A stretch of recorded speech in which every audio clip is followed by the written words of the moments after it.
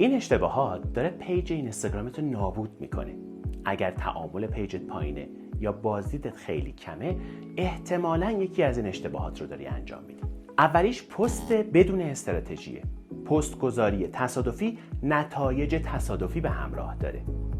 اگر میخوای به نتیجه برسی، باید یک استراتژی واضح داشته باشی، موضوعات و اهدافت رو مشخص بکنی، بر اساس اونها برنامه ریزی کنی و به همه اونها پایبند باشی.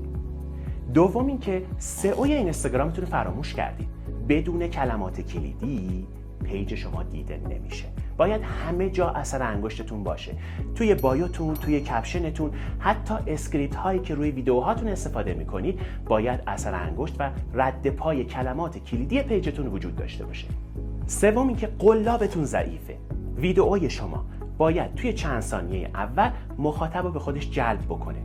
با یه موضوع جذاب، یه سوال چالش برانگیز یا هر چیزی که باعث بشه مخاطب تا انتهای ویدیو شما رو ببینه. نکته پایانی و مهم عدم تعامل با مخاطبتونه. اگر کامنت ها و دایرکتتون رو نادیده بگیرید، رشد نمی‌کنید. باید سعی بکنید که کامنت هاتون رو پاسخ بدید، توی دایرکت با مخاطباتون در ارتباط باشید تا بتونید بهتر رشد بکنید و یه ارتباط پویا بسازید.